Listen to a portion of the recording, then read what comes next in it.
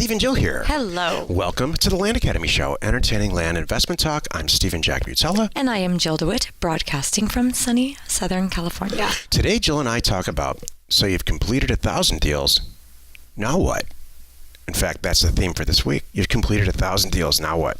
Here's the truth of the matter, Jill. If you've completed 1,000 deals, and we have a lot of people in our group who have, we certainly have, you're probably not listening to this. Ha! You're done.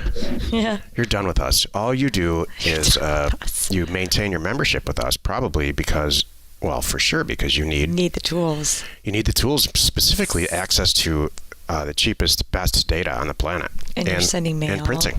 Yeah. And you're doing your due diligence, or at least your team is. And you know more than we do. Ha! And you're smart enough not to have your own show. I would like to say one of the things that I want to talk about when we get into the meat of the show is, the 1,000 deals, it sneaks up on you. Like this show. Yeah. Today's show at 7:46. Yep. That sneaks up on you. Yeah. A lot of stuff sneaks up on you, Like this big belly I have. Gosh, that's good. That's so funny. I used to say like a saggy butt. Okay, got it. Before we get into our failing bodies, let's take a question posted by one of our members on the Land Academy online community. It's free. Okay. Matt asks, I'm getting a very good response on my infill lot mailer in Middle Tennessee. So are we, actually. And have closed on one. I have one under option. I have 3 currently in the title process about to close.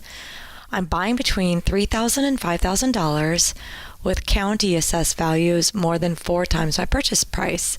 I don't put much stock in those, though they too tend to usually be on the conservative side, of course. Comps are between $15,000 and $30,000 for these lots. Boy, that's pretty easy to double your money and get out quick then. Yeah. Thoughts on how to creatively market these lots outside of Zillow, Craigslist, Facebook, and flat fee MLS? No responses yet from local builders that I've emailed/called. Yeah. My phone is ringing in the first few weeks, but not nearly as much as with my rural vacant land listings. Isn't that funny? Steve has discussed having a buyer lined up before purchasing infill lots. Steve is disgusted. That's what it sounded like. It says disgust. Go ahead, sorry. Stephen has discussed having a buyer lined up before purchasing infill lots, but these seem to be really good buys with full utilities available that I should jump on quickly and then find a buyer after. Anyone have good experience selling infill lots? Would love to hear selling strategies if you're not buying for someone lined up ahead of time, which is obviously the best way to go. Have a feeling these could sit in inventory longer than rural vacant land because it's a different type of buyer. Nope. Okay, Matt, you have put yourself in a fantastic situation. I love infill lots. Jill and I differ a little bit on this, but I love infill lots. They're totally usable most of the time. Their utilities are all there, and I'll tell you what, the single place to sell these properties is in the MLS. Get yourself a good flat fee MLS posting and do a good workup on it. Real estate agents are famous, especially for these low-end properties, famous for just skimping, just taking out their iPhone and not even turning it horizontal and taking a picture with the toilet seat up kind of thing. So do a great posting. Where was that? Get a flat fee MLS. Do the flat fee MLS company and micromanage it. Which you could do for usually about $300. The other thing, too, is that what you want to do is you want to go out on the internet and purchase the national database of the email database for registered, you didn't hear this from me, of licensed real estate agents, and send them a friendly note, which, depending on who you talk to, may or may not be legal or ethical or any of that stuff. And then you also want to go onto Land and Farm and Land Watch and anywhere else that there's properties posted for sale, and contact the people who have similar listings or for sale by owner properties in that zip code or county. You'll get it sold. These are great ways to make $10,000 day in and day out. And once you find 1 or 2 people in that area then that's over. Then you'll stop. Your sales effort will go to zero because they will buy everything. Mm-hmm. I love these parcels too, actually, because it's usually, I feel like I make a higher margin on these and there's less work. No one has to discuss anything about, like you just said, the utilities and all that stuff. It's a no-brainer. And it really is a certain... They sell themselves. A certain type of person. It's not people are not going to retire out on an infill lot. No. I think these are easier and more fun, honestly. And they're the person who's gonna buy this property knows more about the area than you do. Right. And they're professional, probably home builders in the end. They're not the end user. So there's just so much, it takes all this, the difficulty out of selling it. It's true. You're headed down a path. Will be your career, because we were buying tons of infill lots right now. Every week we're buying infill lots and selling them immediately. Oh, the other thing is too, you have to buy these and sell them with a escrow agent. So establish a good relationship where you're buying these, and then just keep throwing them at the title person. And then tips on that is definitely ask for the investor rate, because they do offer that. People don't know you can ask for this stuff, and you can pay a little money as you're in the process to keep it open, because you're going to close it right away. And then that's a beautiful thing. So imagine this, like we had one where I paid an extra $100, big deal, to keep title open, but because what it meant was when we closed it, the total cost to close it was like $500, which I split with the buyer. Exactly. And when you tell people, not only do I have this info lot at this price and it's going to cost you $250 to close it, that's it. They're like, well, how did you do that? You are my best friend. So take a couple steps back and really think about what you've created. You created a situation where you really only have to sell the first few, because then you're going to have a buyer forever. Number one. Number two, you take all the work out of yourself, all the work for yourself out of the sales process entirely, and the closing process, because you're shoving it on title. So now you have a situation where you can truly be a one-man operation, maybe with an assistant, and close just tons and tons and tons of deals from your kitchen table. And it's dirt. It's still dirt. That's the beauty. It's not a house, so you don't have to worry about inspections or any of that stuff. Yep. And you're just printing $10,000. Let's say you do one a week, $10,000. You make $10,000 one a week. That's $500,000. And how long does it take to do one deal? Right. A deal a week, maybe 3 hours. I don't know if you could spend 3 hours. I know. So, good gig. You figured it out. Congratulations. Yep. Today's topic, so you've completed 1,000 deals now. What do you do next? And this is actually the theme of the whole week. You've done 1,000 deals. What's up now? What's after that? This is the meat of the show. You were feverishly scribbling stuff down before this show, which makes me think, Jill, that you're so enthusiastic to co-host this topic in this episode. So why don't you just... be sarcastic? Here's what happens. Oh my gosh. So when Jill doesn't put any makeup on, we record all of the week's shows all at once and early in the morning. And when Jill shows up with no makeup on... Glasses. And she's not real happy. Well, in my defense... There's no real enthusiasm. Hold on a moment. In my defense, it's summertime. The weather's beautiful. There's so many events. There's, people in town. Town's busy. There's so much going on.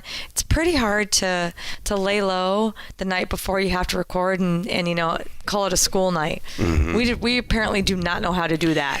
I looked at our social calendar on the refrigerator, and we've got stuff. Scary. It's jam-packed. I know. It's a little scary. I love you how you overscheduled us. I did not. I don't want to miss anything fun. You're the right girl for me, by the way. Thank you. So back to the show. Here's what I have to say about about this topic, and it's such a great topic. It's hard for some people, I know, to imagine. Gosh, man, some people are like, I can't wait to do one deal.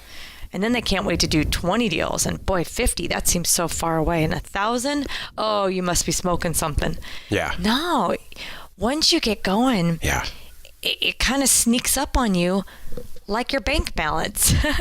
It makes me think of this guy that we had him on our show a while back, and he just popped up again because he's still in our community, still in our world. He's been quietly doing tons of deals. His name is Michelle in Florida.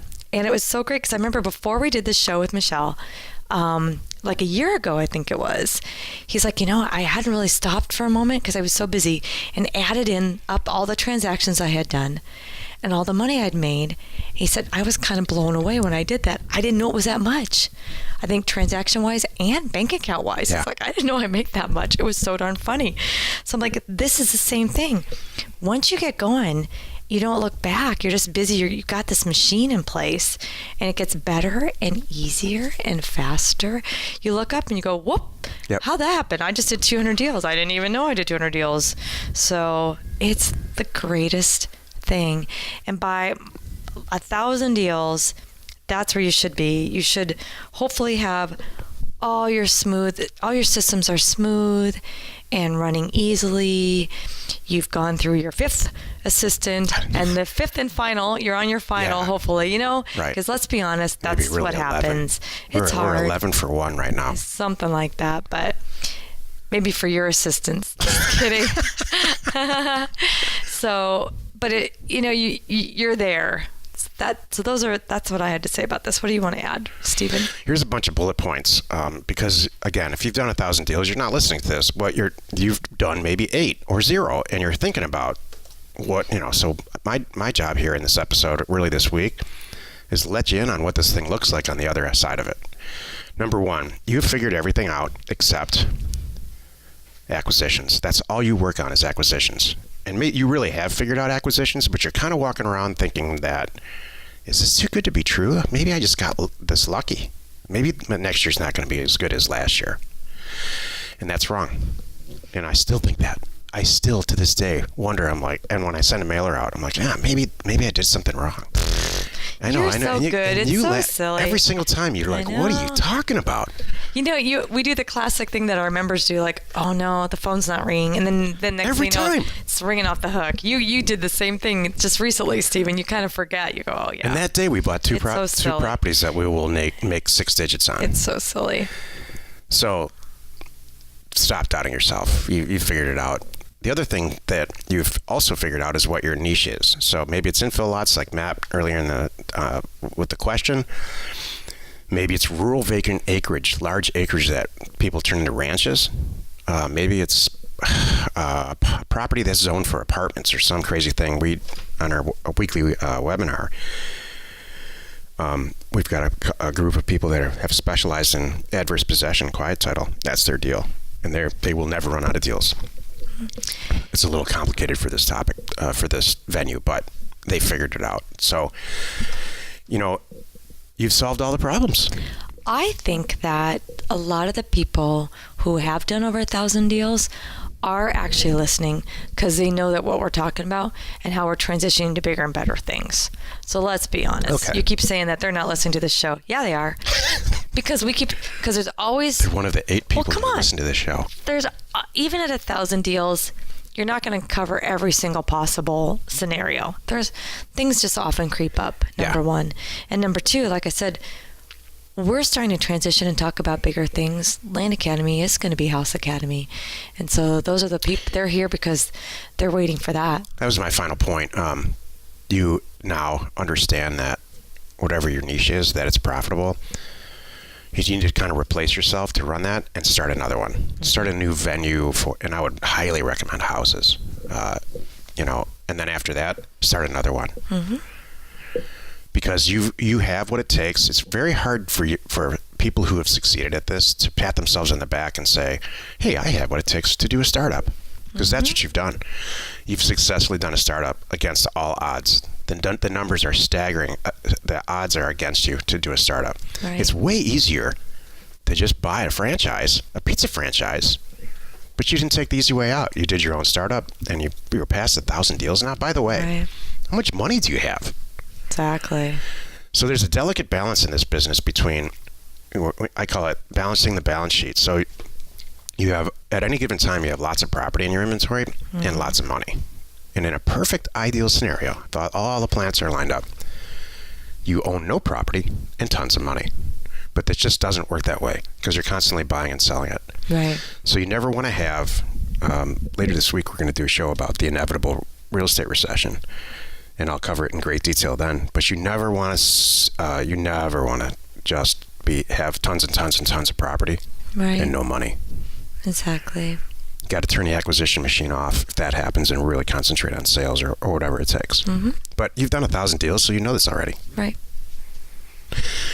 Well, you've done it again. You spent 15 minutes or so listening to the Land Academy show. Join us tomorrow for another interesting episode where we discuss why you should really be working on acquisitions only. I touched on it earlier, but we'll really get into it depth tomorrow. Cool. And we're going to answer your questions posted on our free online community found off of landacademy.com. You are not alone in your real estate ambition. Am I awake enough? You are now. Okay. And you look beautiful without makeup, by the way. I'm not joking. It's my favorite look on you. Thank you. I appreciate that. I'm awake too now, I think. Dude, please This don't is expand fun. on that. This is, I love this topic because it's always hard to really, when you have someone who's brand spanking new at this, it's harder for me. When you have somebody who's done 100 deals, 10 deals, and they're like, well, what do you do about this? How do you structure your LLC? What do you do with when you get a deal that looks like this? Yeah. Like the basics are already there. Yeah. It's, when you don't have to convince somebody that this works, which we stopped doing that a long time ago. It's true. It's a lot more fun. It's true. That's very true. I have taken that spin now. It's not worth it. If they don't get it, they don't get it, and I feel bad for them. And yeah, that's all right. You guys can keep driving for dollars. Have fun. Yep. So spend your 8-hour days. I'm going to spend 1 hour. Keep driving. Get a lot more done, and I'm going to have my feet up for 7. Keep driving for dollars and keep buying back tax property. Yeah. You will be miserable. Share the fun by subscribing on iTunes or wherever you are listening. And while you're at it, please rate us there. We are Steve and Jill. Information and inspiration to buy undervalued property.